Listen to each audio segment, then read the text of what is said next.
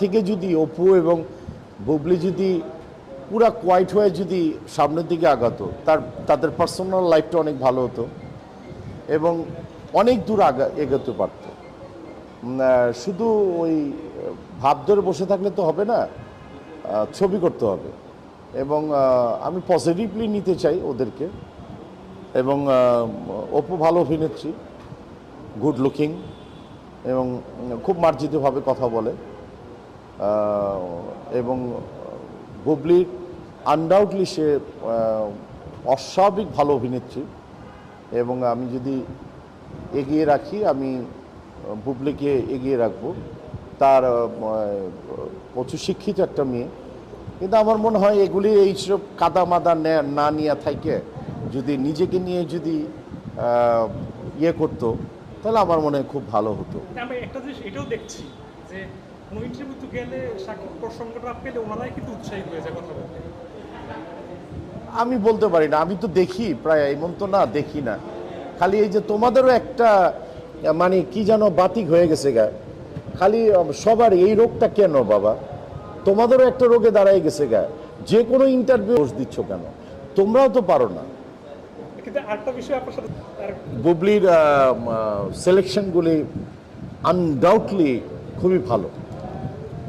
আমি বুবলির কিছু লুক দেখেছি, অভিনয়ের মাপকাঠি বলি, তাকে অনেক দূরে এগোতে হবে, প্লাস অনেক দূর এগোবে আমি মনে করি।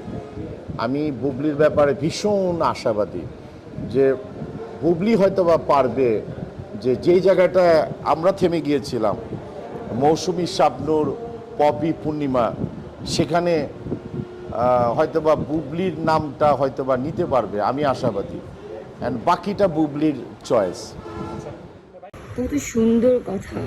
হ্যাঁ, বুবলিকে নিয়ে সিনেমা করবে প্রযোজক আদনান আরশাদ, যেটা হচ্ছে আমাদের শাকিব খানের রাজকুমারের ডিরেক্টর, সরি প্রযোজক। তো আমাদের শাকিব খানের রাজকুমার মুভি উনি প্রযোজক ছিলেন।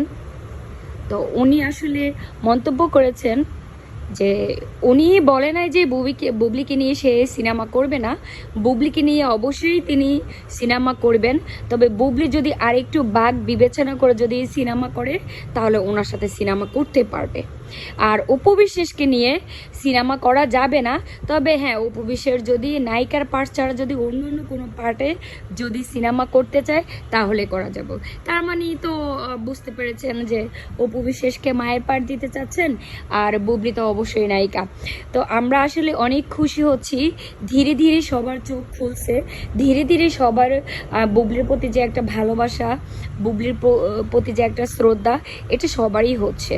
তো আমরা আসলে ফাইনালি সবাই অনেক হ্যাপি যে আসলে বুবলিকে দিয়ে, অবশ্যই বুবলিকে দিয়ে আমরা আমাদের অতীতে যে জেনারেশন ছিল, শাবানা ম্যাম, মৌসুমি, শাবনূর, পূর্ণিমা, তাদেরকে মানে তাদের মতো করে আমরা বুবলিকে নিয়ে আলোচনা করতে পারবো যে হ্যাঁ, বুবলি একজন এই কাতারের নায়িকা ছিলেন। বাট এই যে আমাদের শাকিব খানের স্ত্রী যিনি দাবি করে, মানে শাকিব খানের ডিভোর্সি স্ত্রী যিনি দাবি করেন যে শাকিব খানের এখনও তিনি স্ত্রী, ওনার যে উনি দাবি করেন উনি হচ্ছে 100-200 মুভি করেছেন, কিন্তু কোনো মুভিতে উনি কোনো পায় নাই, কোনো মুভিতে পায় নাই। কারণ তো তিনি আবার বলে যে বুবলি কখনো ওনার মানে সমান হতে পারবে না। অবশ্যই বুবলি কখনোই ওনার সমান হতে পারবে না, কারণ বুবলি একটা মুসলিম মেয়ে, বুবলির ধর্ম মুসলিম। বুবলি মিথ্যা বলে না, কাউকে কটূক্তি করে কথা বলে না, কাউকে ছোট করে কথা বলে না, ভালোটাকে ভালো বলবে, খারাপটাকে এড়িয়ে যাবে। ওনার মতো সমালোচনাকারী নয়। আপনারা দেখেন বুবলি কবে একটা কথা বলেছিল সে ঈদের আগে, হ্যাঁ, যে আমি আর শাকিব খান যখন আমরা কোয়ালিটি টাইম কাটাচ্ছিলাম, তো এই সময় অপু বিশ্বাস চলে আসছে। সেই কোয়ালিটি টাইম চলে গেছে আরও 1 মাস আগে। সেই কোয়ালিটি টাইম নিয়ে কিন্তু অপু বিশ্বাস এখন পর্যন্ত কোয়ালিটি টাইমের চিন্তা নিয়ে অপু বিশ্বাস শেষ। কিন্তু বুবলি এটা বলে অলমোস্ট বুবলির কাজে ফোকাস দিয়ে দিল, কাজ করা স্টার্ট করেছেন বুবলি, কাজ করতেছেন সিয়ামের সাথে বুবলির, আপনার হচ্ছে বুবলির কাজ শুরু হয়ে গেছেন।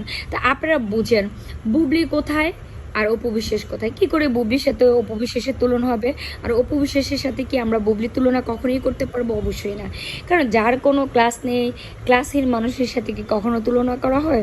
সো আমরা তো ক্লাসহীন মানুষের সাথে তুলনা করব না, আমরা সবসময় বুবলির তুলনা করব যাদের ক্লাস ছিল।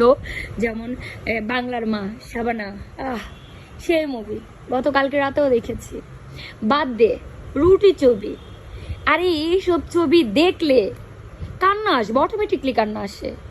আমরা তো বুবলিকে তুলনা করব তাদের সাথে। আমরা কি বুবলিকে অপু বিশ্বাসের সাথে তুলনা করব যে পাড়ার লোকের নাম রাখছে তার ফাঙ্কু আবুল, কানে দিছে গুল, গলায় দিছে সেন, হাতে দিছে চুড়ি? আমরা কি এই টাইপের ছবি বা এই টাইপের মানুষের সাথে আমরা ফলো করব? কখনোই না। উনি ফাঙ্কু জামাই ছবি করে, ওনার এই টাইপের মুভি কে দেখছে? আমরা তো জীবনে দেখিনি, শুনি হাসি মজা পাই। আবার উনি বলেন উনি এতগুলা মুভি করেছে। আরে আসলে আপনার কি বলবো, লজ্জাহীন মহিলা, কানকাটা মহিলারে কিচ্ছু বলার নেই। বলার শুধু এইটুকু আছে যে প্রত্যেকটা মানে ডিরেক্টর, প্রত্যেকটা প্রডিউসার, প্রত্যেকটা যারা আছেন সবাই কিন্তু প্রযোজক, যারাই আছেন না কেন সবাই কিন্তু বুবলিকে নিয়ে কাজ করতে আগ্রহী। বুবলিকে তারা একমাত্র নায়িকা হিসেবে দেখছেন, বুবলিকে নিয়ে তারা কাজ করবেন। দেখেন ওমর সানি কিন্তু একটা কথা বলেছেন যে আমি যদি বলি আমাদের যদি নেক্সট জেনারেশনে যদি কেউ আসে সেটা কারো নাম নেয়, সেটা বুবলির নাম নিতে হবে। যেমন আমাদের আগে জেনারেশন ছিল এই মৌসুমি, পূর্ণিমা, শাবনূর, শাবানা ম্যাম, এদেরকে যেমন কেউ ভুলতে পারে নাই। একদিন আমি আশাবাদী, আমি ওমর সানি আশাবাদী, বুবলিকেও কেউ ভুলতে পারবে না। তার মানে বুঝেন বুবলির জায়গাটা কোথায়? ম্যাডাম অপু বিশ্বাস, ফ্রি বিশ্বাস। মজা পাই আপনার কথাগুলো শুনলে, বুঝছেন?